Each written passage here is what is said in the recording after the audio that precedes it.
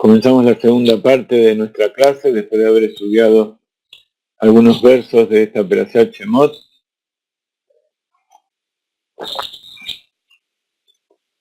Como ustedes ven, para entender el Zohar hay que profundizar en los aspectos revelados y tener la explicación hasídica, que tenemos que tener la explicación hasídica del estudio del Zohar que vamos a ver a continuación. Con una meditación del Rabino Ginsburg acerca de el tema de las parteras de Egipto. Habíamos visto que las parteras eran Shifra y Púa, y en la Perashat Shemot, donde habla de los hijos de Israel que vienen a Egipto, Veile Shemot Bene Israel Abaim Mitzrayma, y estos son los nombres de los hijos de Israel que vienen a Egipto. Jacob y sus hijos son recordados por sus nombres, y a continuación comienza la descripción del exilio y la esclavitud. Los siguientes nombres mencionados aquí son los nombres de las parteras. Como vimos recién, Vayomer Melech Mitzrayim de Mealdot Aibrim, y le dijo Asher Shem Ahat Shifra de Shem Ashnia Púa, y dijo el rey de Egipto a las parteras hebreas que el nombre de la primera era Shifra y el nombre del segundo era Púa. Entonces seguimos viendo cómo es importante el tema de los nombres, porque el nombre es lo que da la idea de la esencia de la persona. Los padres, antes del nacimiento, reciben, o en el momento del nacimiento, reciben la profecía de cuál va a ser el nombre del bebé. Aquellos que estudian Torá y que tienen dominio de la lengua sagrada, dan el nombre de acuerdo a los nombres hebreos. Pero, como todo viene de Hashem, entonces, cuando pasa por el filtro de una mente que no sabe hebreo, que se dedica a otra cosa, que no es judío, entonces ese nombre se transforma en una traducción de los nombres que se usan normalmente. Pero incluso esos nombres son también una profecía. Por eso, antes de darle nombre a una persona o cambiárselo, hay que consultar bien, hay que saber bien cómo funciona, y sobre todo aquellas personas que quieren ponerse nombres ya antes sin convertirse, o que quieren ponerse un nombre hebreo después de convertirse, sigan manteniendo el nombre que les dio sus padres, porque eso es una profecía. Después, en su momento, en la conversión, entonces van a tener un nombre de acuerdo con la Torá, porque eso también va a ser un nombre que lo van a dar los rabinos que intervengan en el proceso, y que también van a tener en cuenta muy bien todos los aspectos que corresponden. Entonces, dice el Rab Ginsburg en esta meditación que enviamos hoy a nuestras personas de WhatsApp: los nombres de los varones es como si hubieran desaparecido durante la esclavitud, y en su lugar se puso de relieve los nombres de las mujeres justas que entregan la vida para cuidar la existencia del pueblo de Israel. He aquí que el faraón le dijo a las parteras, dice Rab Ginsburg: si es un niño lo matarán, y si es una niña vivirá. El faraón pensó que para someter a Israel era suficiente matar a los varones. Como se dice en la Gadá de Pesaj, el faraón no decretó sino por los varones, porque las niñas que quedarán se asimilarían dentro de los egipcios y su cultura. Pero el faraón cometió un gran error. ¿Por qué? Porque es precisamente gracias a las mujeres justas que Israel salió de Egipto, de Shifra y Púa, que rechazaron su malvado decreto. El faraón se basó en el dicho de las mujeres de opinión ligera. La mujer es fácil de convencer y es fácil de cambiarle de opinión. Por lo menos así es como sabían los sabios, pero puede ser que en esta época sea diferente. Pero de todas maneras vemos como en nuestra época no solamente los hombres se desvían, sino que las mujeres también empiezan salvo las mujeres de nuestros grupos y los que vienen a estudiar aquí, en las sociedades hoy en día las mujeres tienen bastantes problemas. Es cierto que en la dimensión del Da'at el conocimiento consciente, hay una cierta ventaja del hombre sobre la mujer. ¿Por qué dice dat? Porque el dicho en hebreo es dat y shakala. El dat es la conciencia, es la comprensión, y como ustedes saben, allí está el libre albedrío. Entonces la mujer es más, digamos que tiene más misericordia y se deja convencer más fácil. Hay una cierta ventaja del hombre sobre la mujer, es más dócil, esa es la palabra. Pero el conocimiento no es todo. La conciencia, el dat no es todo. La emuná, la fe está por encima del dat, de la conciencia. Se ha dicho que hay un dat elión, que es la fe, la conciencia divina, y está el dat tachtón, que es la conciencia lógica, intelectual, consciente de la persona. Y se revela con la entrega simple y la devoción de la mujer más que en el hombre. Entonces, por un lado, la mujer usa menos el razonamiento y el intelecto. ¿Por qué? Porque su intuición la conecta directamente con su fe, o sea, con sus niveles más altos de conocimiento, con el Dat Elión. Es el motivo por el cual también muchas de las mitzvot las mujeres no las tienen que hacer, porque ya tienen refinado todo su conciencia, su fe, su emuná, sus emociones. Entonces, no necesitan tanto meditar para saber cuál es la verdad. Y tampoco tienen que hacer tantas rectificaciones a través de cumpliendo tantas mitzvot como tenemos que hacer los hombres. Nuestros antepasados no fueron redimidos de Egipto, sino por la fe que creyeron. O sea que la fe, eso que tiene la mujer más a disposición que el hombre, es justamente lo que nos lleva a la redención.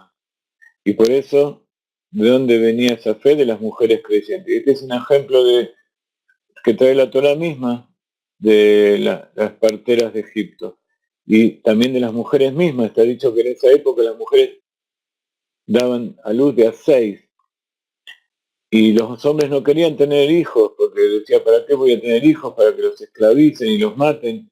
Y las mujeres tenían fe y iban a buscar a los hombres, y ellas mismas, a pesar de que parían con sufrimiento, ellas mismas querían tener. Y eso lo vemos hoy en día. También hablamos en nuestra gira últimamente que hicimos por Sudamérica de este tema de las mujeres, del casamiento, que el tema el precepto que le dio Dios al primer hombre de fructificar y multiplicados es para el hombre. La mujer no tiene el precepto de tener hijos, no está obligada. Eso es del hombre. ¿Por qué? Porque la mujer no necesita que la obliguen a tener hijos. El instinto materno es algo que ya lo tiene adentro, viene de su propia esencia del alma de mujer. Es el aspecto femenino de Adán que fue separado de. En cambio el hombre, que no tiene relaciones sexuales sino para su propio beneficio, para su placer, tiene que aprender que el sexo no es solamente para autosatisfacción. Por eso hoy hablábamos en otra de las clases que vimos de hoy en día cómo los hombres engañan a las mujeres y en todas las generaciones. Y hoy últimamente las mujeres tampoco ya tienen mucho recato en engañar a los hombres, porque buscan nada más que ese nivel inferior de la relación sexual, que es nada más que para la autosatisfacción, que por supuesto tiene que estar, pero a su vez tiene que tener otros niveles. Tiene que tener el nivel segundo, que es darle placer a la pareja. El hombre, más que sentir placer a sí mismo, tiene que ver que la mujer tenga placer. Y eso va a ayudar a que tenga varones en la casa. Y que ella, si está feliz, también lo va a hacer feliz a él. No solamente eso, hay un tercer nivel que es tener hijos, casarse, para cumplir el precepto, este precepto que Dios nos dio, de multiplicar y fructificar. Y hay muchos preceptos que tienen que ver con la reproducción. Y hay un cuarto nivel, que es un nivel general. El nivel tercero es un nivel general también, que es cumplir un precepto. El cuarto nivel es que la unión, para cumplir los preceptos nos une con Dios. Entonces, unirse con la mujer para tener hijos, cumplir un precepto y satisfacerla, y tener también placer, eso nos une con Dios. Pero la mujer todo eso ya lo tiene asumido. Y ella sabe que todo eso, en definitiva, viene del placer divino de Dios, que es el quinto nivel que la mujer se lo transmite al hombre. El quinto nivel, que es que por encima de todos los motivos hay un asunto que es porque Dios así lo quiere, sin ningún motivo, sin ninguna otra especificación. Y esa es la cualidad de la mujer. Hay diferentes opiniones de quiénes fueron realmente Shifra y Púa. Su identidad personal no es tan importante como su sacrificio para asegurar la permanencia de todo el pueblo. O sea, más que quiénes eran, lo importante es qué es lo que ellos hicieron, que se sacrificaron y pusieron en peligro sus vidas, porque si el faraón se daba cuenta que lo estaban engañando, las iban a matar enseguida. Y son los que cuidan los nombres de los hijos de Israel en el exilio, como nos revela la hermosa alusión, Shifra y Púa. Shifra sumado a Púa da Shemot. ¿Ok? Esa es una meditación pequeña que es la que enviamos hoy de los domingos a nuestros amigos de WhatsApp. Y ahora vamos a ir al Zohar.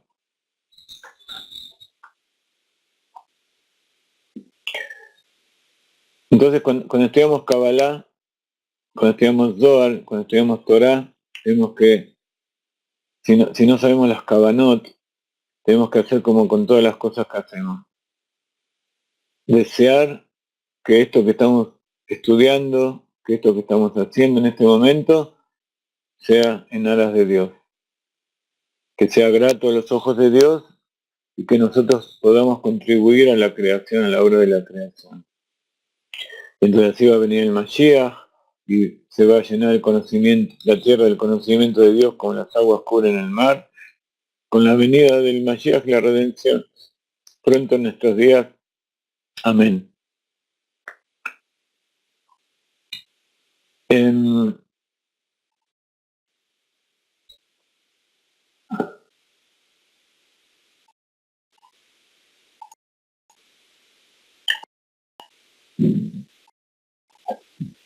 Vamos a leer 2 páginas del libro del Zohar que se llama Matok Midrash, que utilizamos para nuestras clases de Zohar. Espero que pronto, como ustedes ven, todo el tiempo estamos estudiando el Zohar. Y este es un ejemplo, pero vamos a ver si empezamos un curso específico del Zohar desde el principio. Pero les quería dar un ejemplo.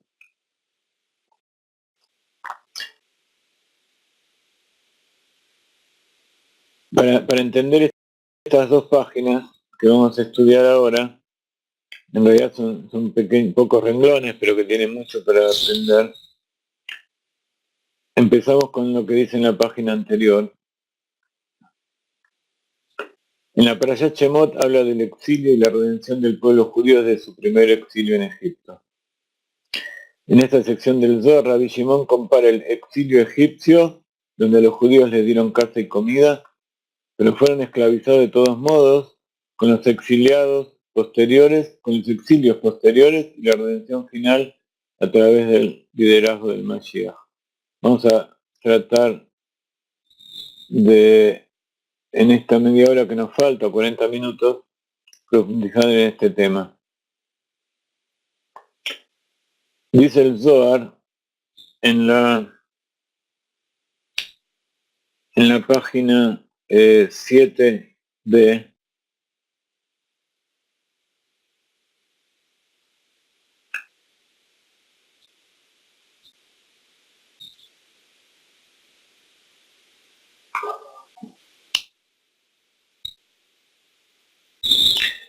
dice: ven y mira, está escrito, porque así dice el Señor Dios. Mi pueblo descendió la primera vez a Egipto para vivir allí, y el asirio los oprimió sin causa. Entonces está comparando 2 tipos de exilio. Uno es el que hizo Egipto antes de entrar a la tierra de Israel, y el Egipto que hicieron los asirios después cuando destruyeron ya el reino de Israel estaba separado del reino de Judá, y se llevaron al primero al reino de Israel y después al reino de Yehudá y lo sacaron de la tierra. Entonces dice el Zohar, los asirios dispersaron las tribus exiliadas a los rincones más remotos de su imperio y les quitaron y privaron de su propio país. Egipto, por su lado, como leemos al principio cuando bajaron, proveyó a los judíos con todas esas cosas buenas. Le dieron la tierra de Goshen, que era la mejor parte de Egipto, ahí en el delta, cerca del delta donde había agua y había toda la vegetación, le dieron casa, comida. Y sin embargo fue castigado con todos esos castigos, las plagas, la destrucción que tuvieron cuando cruzaron el mar. Entonces, dice, si a Egipto se lo castigó de esa manera, a pesar de que al principio los trató bien, y ellos no fueron a conquistarlos, ni los sacaron, ni les robaron nada, sino que los judíos estaban ahí, y al principio los trataron bien. Pero ¿qué pasa con todos los demás? Acá habla del castigo de Asiria y a Edom, a los asirios y a Edom. Y los asirios representan a todos los que están en Asia, todos los que vienen del Oriente, que hicieron el exilio del pueblo de Israel, y a Edom. Edom es el imperio romano, Europa en general y el mundo occidental. Y aquellos otros pueblos que los angustian y los matan y toman sus riquezas. Este castigo será en el momento en que el santo bendito sea decida revelar la gloria de su nombre sobre ellos. Así está escrito acerca de la guerra de Gog y Magog. Así me engrandeceré y me santificaré. Y me daré a conocer a los ojos de muchas naciones y sabrán que yo soy Dios. Así está escrito en Ezequiel 38:23, que profetiza acerca del mundo por venir, de la época de la redención. Allí en Egipto, cuando Dios manifestó su gloria, hubo un rey, que era el faraón. En el futuro, la redención se manifestará su gloria, o sea, en la época de la redención, Dios manifestará su gloria a todos los gobernantes del mundo. ¿Ok? Entonces acá el Zohar, Rabbi Shimon Bar Yochai, está mostrando la diferencia que hubo entre Egipto, que es el exilio clásico, y el resto de los exilios. Vamos a agrandar un poquito esta figura para ver si pueden leer un poco mejor.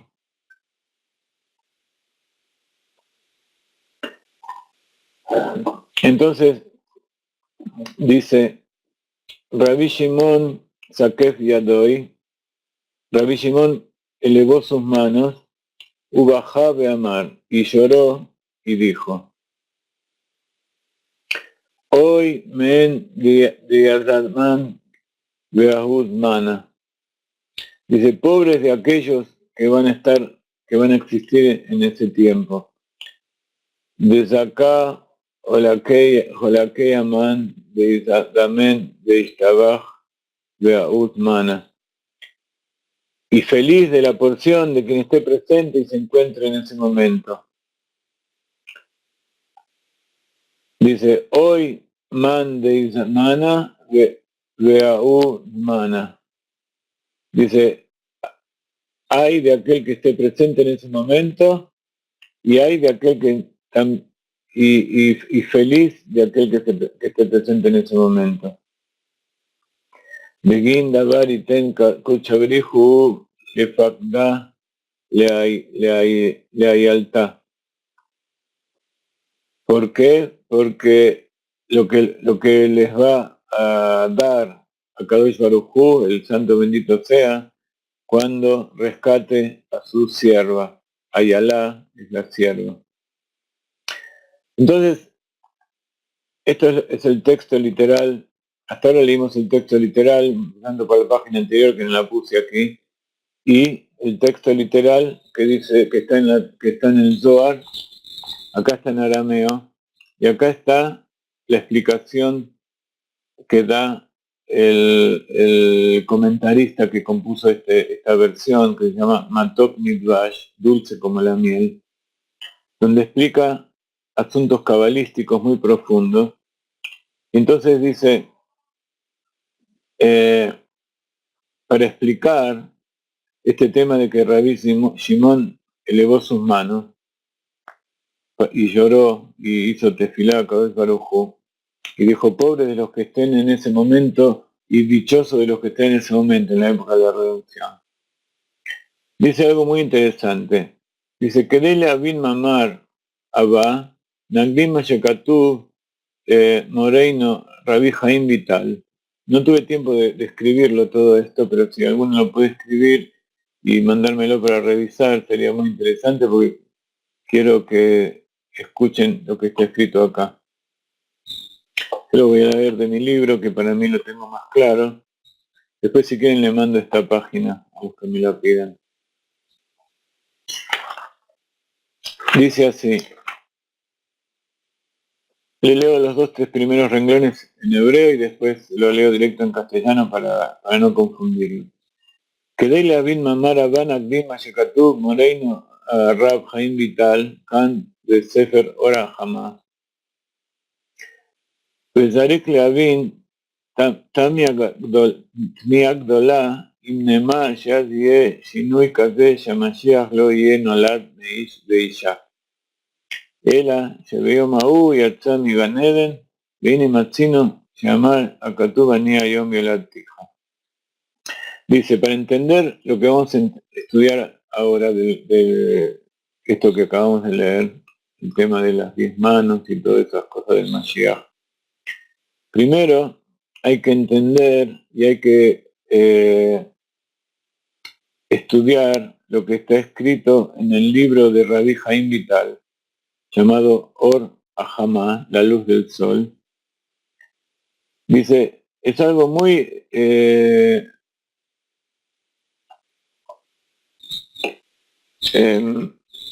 como se dice, es muy desconcertante, es muy falso y produce un gran desconcierto. Lo que se dice que en aquel tiempo va a haber una variación tal en el Mashiach que no nazca de hombre y mujer. O sea, el Rabbi Jaim Vital, que vivió después del Arizal, fue el principal discípulo del Arizal y escribió todo lo que aprendió de su maestro. En ese momento, que era la época de la Inquisición y la época en que la Iglesia estaba dominando en todo el mundo, estaba conquistando y llevando sus doctrinas a todas las personas. Una de las doctrinas es que Yeshu nació de una mujer, pero no de un hombre. Y entonces él dice que es algo completamente falso lo que se está diciendo de que nació de una mujer virgen. ¿Por qué? Porque hay una explicación en el Zohar que dice que en ese día, y traído del Midrash, que en ese día salió del Gan Eden, del paraíso, como que nació directamente y se invistió en la mujer sin que la mujer haya sido fecundada. ¿Por qué? Porque hablamos muchas veces que la mentalidad no refinada de los pueblos del mundo necesitan materializar y las palabras que a veces son espirituales, ellos las hacen literales y físicas. Entonces, que nazca significa que un alma se inviste dentro de un cuerpo. No quiere decir que un bebé se invista dentro del vientre de una mujer sin que ésta haya sido fecundada. Entonces se explica, el significado es que en ese día el alma del Mashiach sale del Gan Eden. Ese día es el día de la redención. Y es aquí que encontramos dice Rabbi Haim Vital,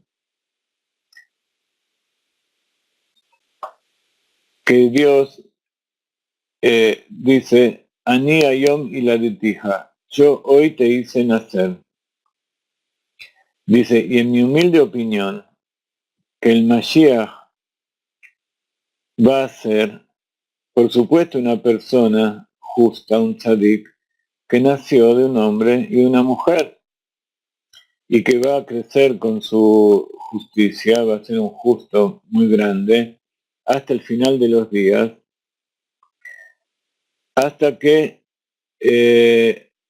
logre con sus actos que sus niveles del alma, que se invista dentro de él el alma del Mashiach. Entonces, el hombre que va a ser el Mashiach es un hombre nacido de carne y hueso, casado, un erudito de la Torá, que es descendiente de David y que es digno de ser rey, no va a ser un mamzer, no va a ser un bastardo. Entonces, hay muchos que en nuestra generación, posiblemente en la época de Rabbi Haim Vital todavía no, pero en esta generación, algunos dicen, bueno, está bien, no es el Hijo de Dios, no es Dios, pero es un rabino, y a pesar de eso estamos de acuerdo que nació de un hombre y una mujer, pero no tiene ninguna importancia que sea bastardo, no, de acuerdo con la ley de la Torá, si no nació de una de los padres justos, si no fue un sabio reconocido por todos, entonces no es Mashiach, no puede ser Mashiach. Y entonces en ese día, del final de los días, va a venir el alma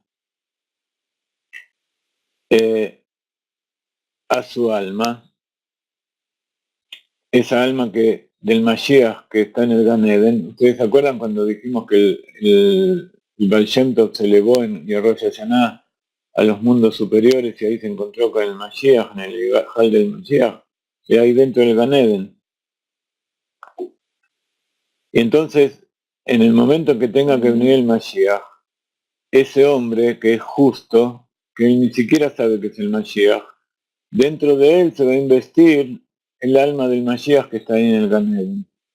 Y entonces ahí va a tener el mérito de ser el Redentor. Así como Moshe Rabbeinu no sabía que él era el Redentor, y en determinados momentos Dios se le presentó frente a la zarza y le invistió con los poderes para redimir al pueblo de Israel. Así también el Redentor va a ser como Moshe, que no va a haber ninguna disputa acerca de su paternidad, y que va a ser un hombre de carne y hueso, pero por sus características, entonces él va a ser digno de que se invista dentro del alma del Mashiach.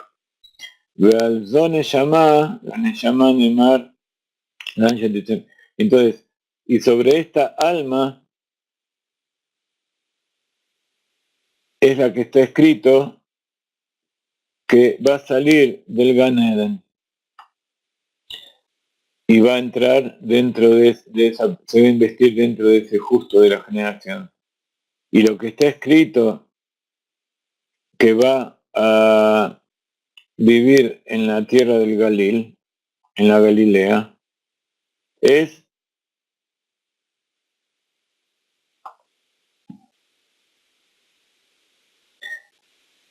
quiere decir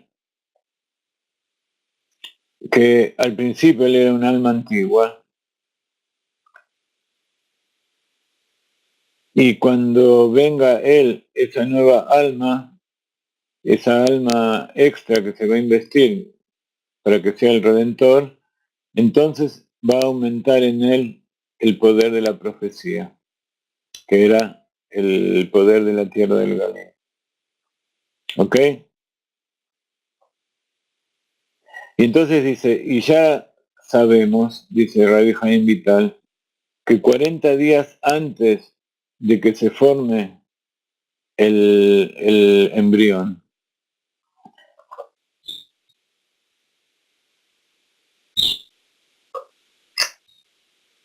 40 días antes de que se forme el embrión, ya está preparada el alma que tiene que investir allí. Hay como una columna de fuego que va por donde va a bajar y se va a investir en el bebé. así es lo que pasa con todas las almas.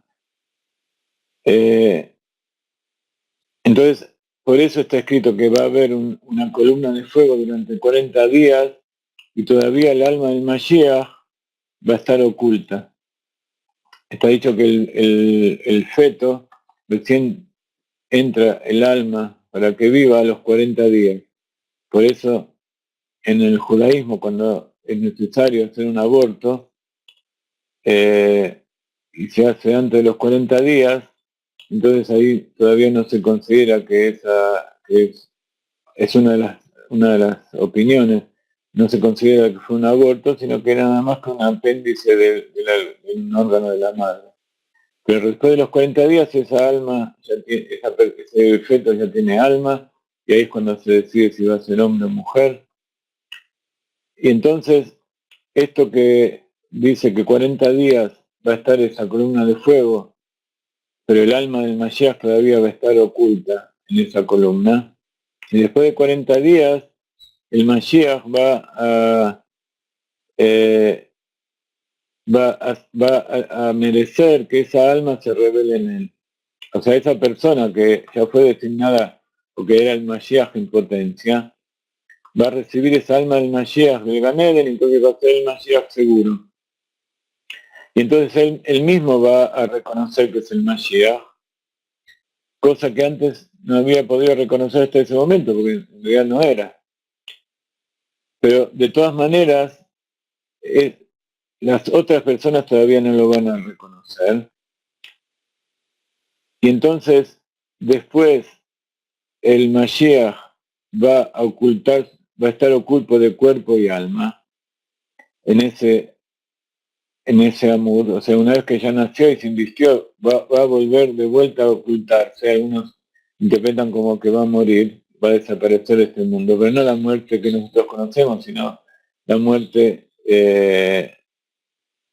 como es en verdad, que desaparece a la vista, pero en realidad está.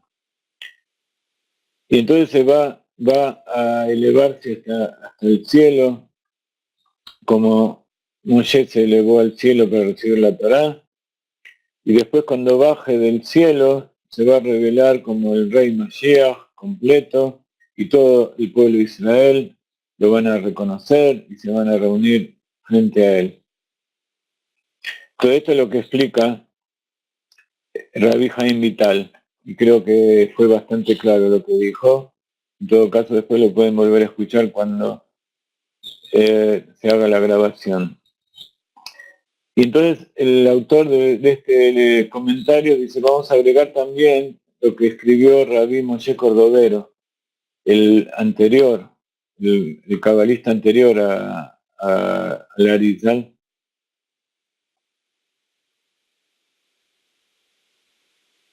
y que él dice, he aquí que al principio de la redención va a haber grandes sufrimientos y problemas para el pueblo de Israel.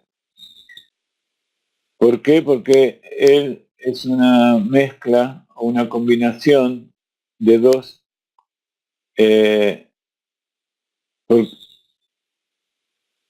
o la fundición de dos formas.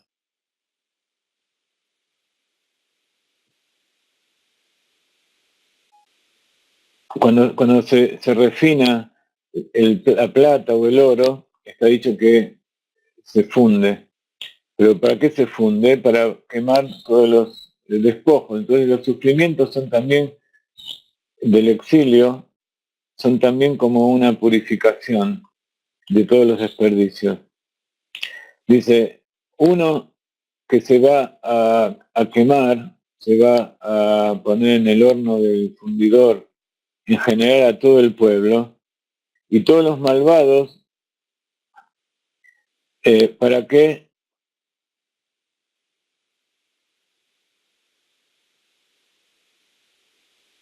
Para que todos los malvados no puedan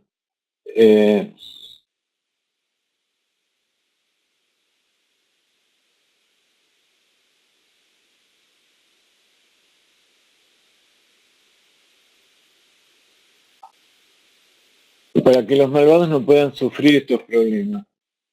Parece contradictorio, ¿no?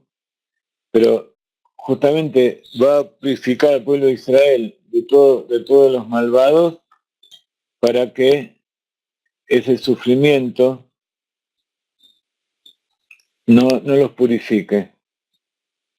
Esas cuyas almas vienen de las clipot,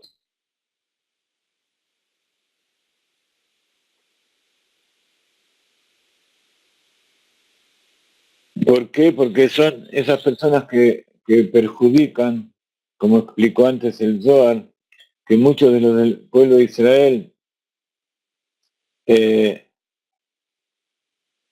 se corrompieron y salieron de la congregación de Israel y se convirtieron en los enemigos del Mashiach.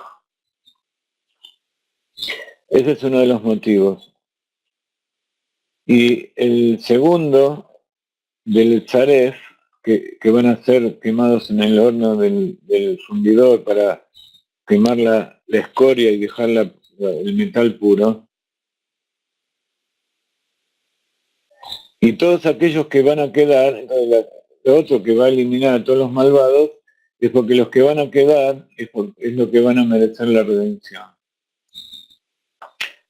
¿Por qué? Porque a través del sufrimiento, de soportar los sufrimientos, se van a expiar sus pecados. Y eso es, entonces le va a abrir la puerta a la redención para que el acreedor venga a cobrar su deuda. ¿Y quién es el acreedor? El ángel de la muerte, llamado Samach Mem. Entonces él va a venir y va a llevarse lo que es de él, o sea, todas las clipot, todas las cosas que son malas en este mundo. ¿Qué significa? Va a tomar a aquellos hijos que son malvados, cuyas almas son aquellas que se pegaron al pueblo de Israel, pero que no pertenecen al pueblo de Israel. Y también va a tomar de aquellos hijos sagrados,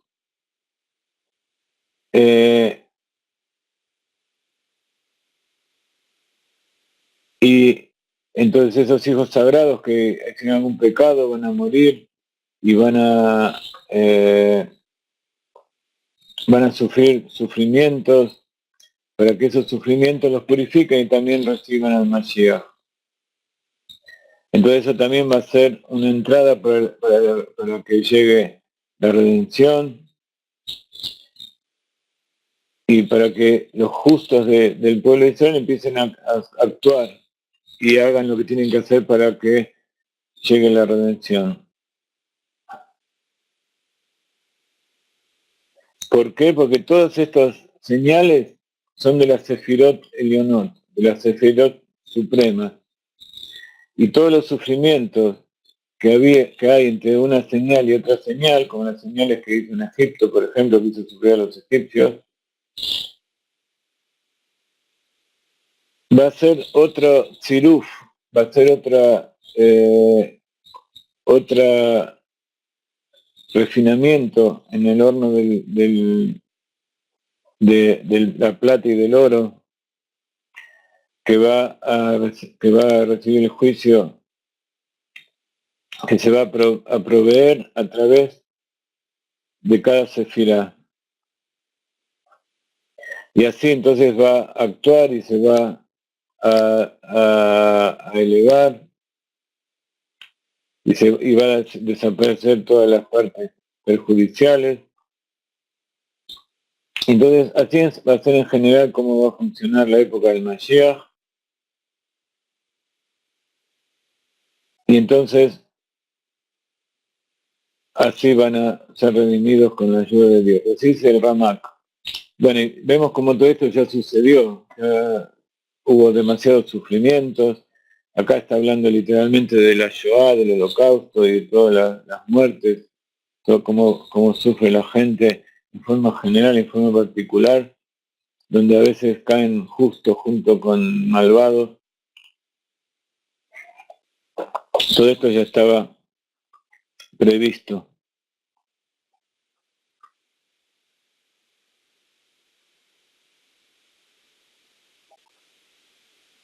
Entonces dice, hasta aquí se describió cómo hacer el orden, la revelación del Mashiach, solamente en forma general. Después, más adelante, va a explicar los detalles en una forma más específica. Y ahí están los detalles, así es como va a ser el orden principal. Aquellos que quieren que sigamos estudiando el Zohar, a partir de aquí me avisan y vamos a tratar de dar una clase de esto también. Entonces allí el Zohar se explaya más en todas las señales de la redención y todo cuáles son las fechas de la redención. Y allí el Ramak explica que todas esas fechas y todas las señales no son literales, no son tal cual como está escrito. ¿Por qué? Porque en ellos hay secretos y alusiones supremas que no se van a revelar hasta que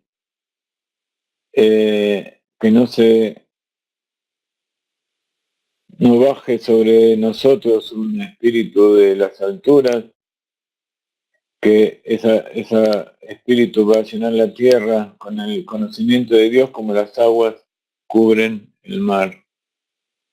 ¿Sí? Como dijimos al principio de nuestro estudio. Entonces, todas las señales que hay, las fechas, no pueden ser tomadas en cuenta y solamente las vamos a conocer cuando llegue el momento específico. Cuando el Mashiach se revele y haga todas las tareas, entonces vamos a decir, todo eso que vimos en realidad ha sido una señal y todos los sufrimientos que pasamos fue en aras de esto. Entonces vamos a leer un poco, pienso que esto ya vale toda la clase, vamos a estudiar un poquito más este tema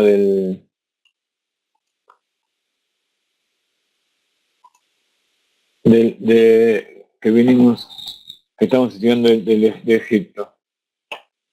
Entonces dice aquí, Rabbi Shimon Zakaf Yadav, Rabbi Shimon elevó sus manos con plegaria por lo largo del exilio y lloró y dijo, pobre de aquellos que les toque vivir en aquella época de la llegada del Mashiach, y dichosos aquellos cuya porción es de los que les toque estar en la época de llegada del Mashiach. O sea, las dos cosas, que uno es pobre y otro dichosos. Pobre del que va a estar en esa época. ¿Por qué? Porque cuando venga Kadosh Baruj Hu para rescatar a su sierva, acá hay una explicación cabalística de lo que significa las 10 manos. La elevación de las 10 manos, las manos, que están compuestas por 10 dedos que representan las 10 sefirot, es la manifestación física de la conexión con las sefirot superiores, que son los contenedores de la manifestación de lo divino. Entonces, cuando se elevan las manos al cielo, es como que las sefirot inferiores, nuestros poderes del alma, se conecten con los superiores para recibir la revelación, recibir el flujo de luz, de bendición. Entonces, esas sefirot superiores que están en el mundo de Atzilut son los que contienen la manifestación de la divinidad. Las lágrimas derramadas por Rabbi Shimon fueron un sincero intento de endulzar el duro juicio que previó. Entonces, cuando él elevó las manos y se conectó con la verdad que hay ahí arriba, vio lo difícil que iba a ser la época del Mashiach. Entonces lloró para endulzar el juicio. ¿Ok? Esa es la explicación de por qué dice el Zohar que Rabbi Shimon elevó las manos. Hay de aquel que está presente en ese momento. Porque en el momento en que el santo bendito sea a él venga a redimir a la sierva, la Yajiná del exilio, que es la Ayala, que dice el Zohar, la sierva, La sierva es la Shekhinah, la presencia divina. Está escrito que Dios cuando creó al hombre, bajó su presencia divina, pero cuando el hombre pecó, la presencia divina se fue al primer firmamento y después con las 7 generaciones posteriores, con los pecados de las generaciones posteriores de la Torre de Babel, etcétera, etcétera, de Nosh, se elevó hasta el último firmamento, y después vinieron 7 justos y le hicieron bajar de nuevo. Abraham la hizo bajar del 7º cielo al 6º, Isaac del 6º al 5º, Jacob del 5º al 4º, después Jacob tuvo a Leví, Keat, Amram, y ahí ya tenemos 6, y el 7º, ¿quién fue? ¿Quién fue el hijo de Amram?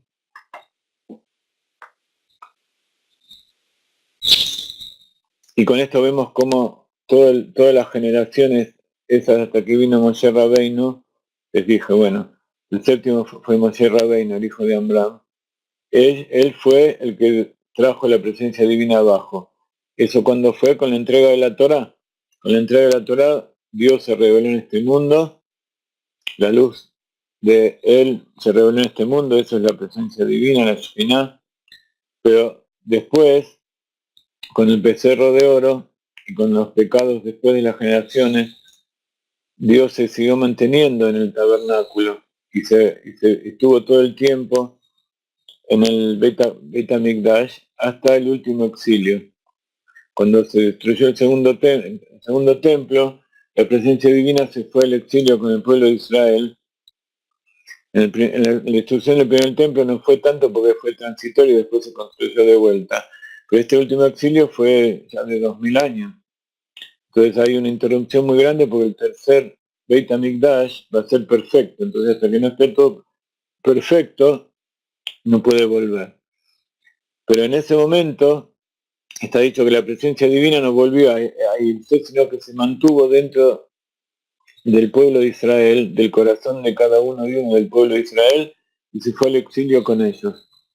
Entonces la redención no es solamente la redención del pueblo de Israel, sino que es la redención de la presencia divina que está dentro del pueblo de Israel. ¿Y por qué los exilió? Ahora vemos por qué los exilió. Para llevar la presencia divina a todos lados. Entonces allí donde hay un judío está la presencia divina y todos los pueblos del mundo y toda la naturaleza se nutre de él. Entonces, por eso hoy estábamos hablando en una de nuestras clases que la tarea hoy de los pueblos del mundo, los Bnei Noach, es que eventualmente se van a convertir en judíos, ya sea antes o después de la redención.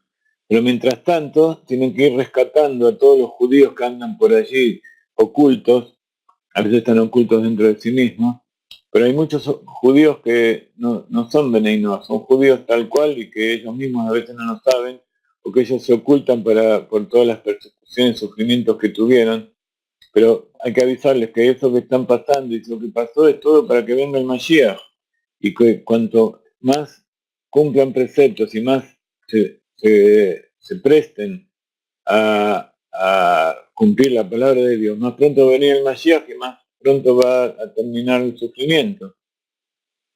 ¿Ok? Todo esto es la explicación hasídica del Zohar.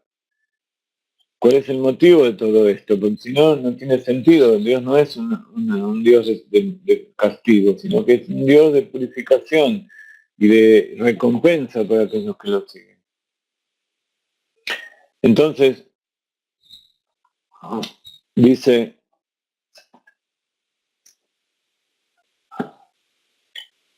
Él mirará en general a todos los que estén con ella y mirará en particular a todos los que estén con ella. Por eso va a castigar y va a purificar, no castigar, va a purificar en forma general, como dijimos antes, y va a purificar en forma individual. Por eso, así como hay un exilio general y hay un exilio individual de cada uno tiene su propio exilio, tiene sus propios sufrimientos. Ese exilio es para llevar la presencia divina a todos los pueblos. Entonces, por eso también hay un exilio general y un exilio particular. Hay algunas personas que ya cumplieron su tarea y viven en la felicidad. No significa que tengan dinero, no, pero viven la felicidad de saber que están haciendo su trabajo y que ya no sufren con las cosas de este mundo. no les preocupa las cosas de este mundo, los sufrimientos que hay, porque saben que eso ya hizo su tarea para traer el Mashiach y sigue haciéndola. Y por eso tiene que ser algo general y particular de cada uno. Él mirará las acciones de todos y cada uno de ellos, no encontrará a alguien que sea digno y justo, como está escrito, y miré y no había quien nos ayudara. Entonces, ¿cuántos problemas tendrá Israel? Feliz es aquel que está listo en ese momento, porque aquel que vive en la fe en ese momento será digno de recibir la luz del gozo del Rey, porque entonces Dios se regocijará en sus obras. Y estar listo significa depurarse de toda la escoria. Y esa escoria a veces necesita calor, necesita fuego. El fuego es lo que representa el juicio y el sufrimiento. A ese tiempo el versículo se refiere: los refinaré como se refina la plata. La plata se refina a través del calor, las impurezas son quemadas, y así será en el momento de la revelación del Mashiach. Entonces tenemos que agradecer por estar viviendo en esta época en que está todo revelado y donde hay grandes sufrimientos, pero que todo eso es nada más que una forma de eliminar la escoria, y todos los que nos aferramos al Rebbe, nos aferramos a la Torá, nos aferramos al Hasidut y nos aferramos a servir a Dios con el Sirul Nefesh, con las parteras que hablábamos hoy, que las parteras se jugaron por el pueblo de Israel a pesar de que se ponían en peligro. Entonces, Besat Hashem, quedan 2 minutos de la clase y vinimos con todo. La verdad que estoy contento de volver a las clases.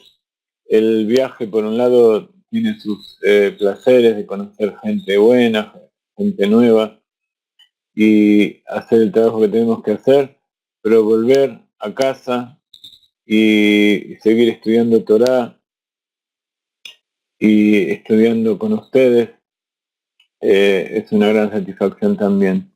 Así que, como dice, todos estaremos en el mismo país, porque todo el universo, la tierra va a ser Israel. Toda la tierra va a ser la tierra elegida, no solamente lo que hoy es el Israel, mucho menos lo que hoy es el Israel del Estado de Israel. El Estado, la tierra es mucho más grande, pero toda la tierra se va a cubrir con el conocimiento de Dios, como las aguas cubren el mar, y todo va a ser. Pero Besat Hashem, vamos a volver nuevamente a la gira y vamos a ir a llevar la palabra del Hasidut a todos lados, y los necesito a ustedes. Así que todo lo que ustedes puedan donar, como ustedes ven, el dinero no es que no lo buscamos por materialismo, porque todo lo que tenemos lo gastamos enseguida en hacer cosas buenas, pero necesitamos el dinero porque si ustedes nos apoyan, yo no tengo que salir a buscar plata por otros lados. Entonces puedo trabajar en todo esto y darles cada vez más cosas.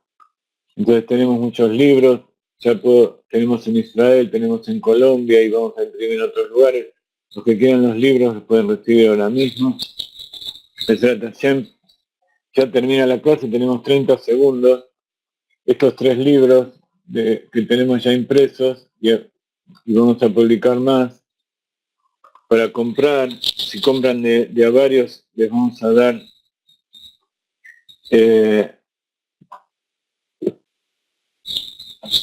descuento.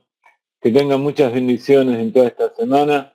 Únanse entre ustedes a los grupos que ya están, forman grupos nuevos.